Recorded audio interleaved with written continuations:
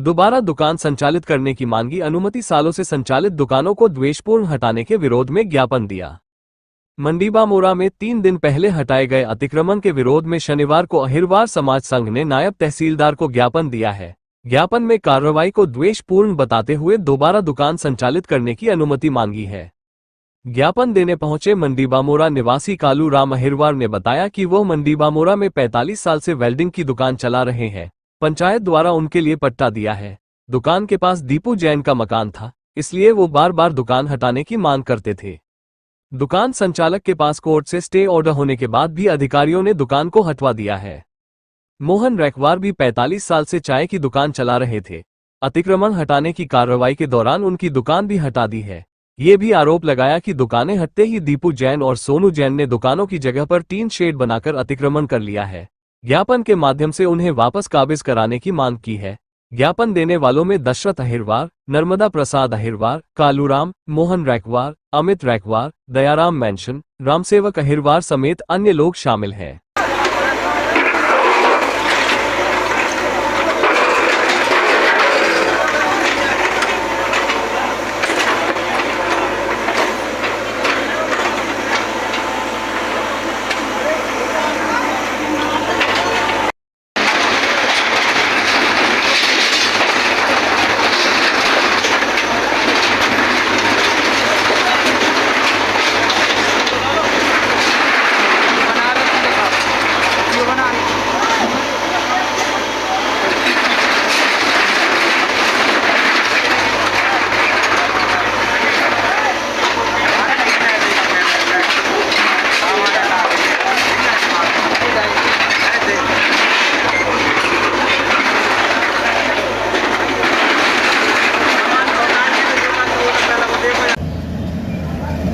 कल आपने एक तहसील में ज्ञापन दिया है जी।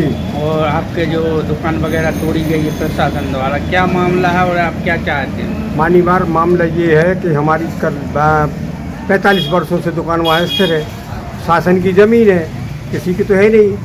और वहाँ पर जो है ना, हम अपने रोजी रोटी का काम करते थे, वेल्डिंग का काम करते थे, हमारे बच्चों का पालन पोषण करते थे। लेकिन 16 तारीख को मैं अपने वहाँ गया था अशोक नगर, मैं था नहीं, तो श्रीमान जी बिना नोटिस दिए, बिना इन्फॉर्मेशन दिए, ना कोई जानकारी दिए, और SDM साहब और तहसीलदार साहब आए और श्रीमान जी हमारे दुकान को कागज में तोड़ के वो चले गए। हमें 1 रुपये का सामान नहीं उठाने दिया था।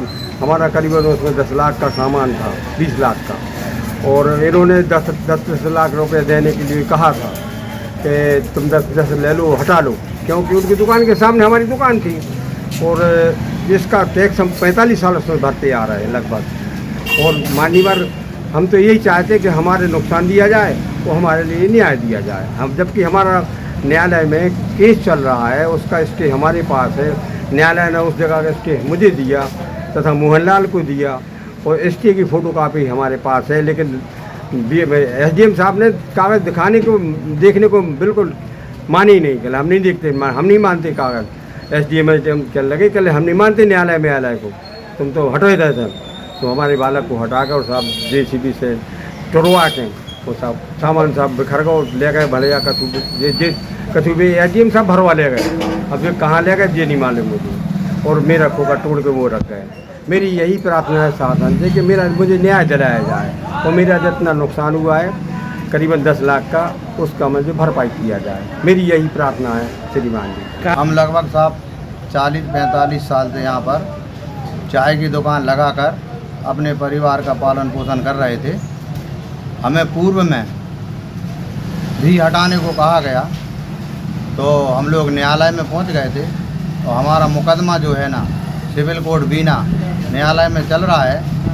लगभग 2-3 साल हो गए केस को चलते हुए, और हमें न्यायालय से जो है ना स्टे भी दिया है मजिस्ट्रेट महोदय ने।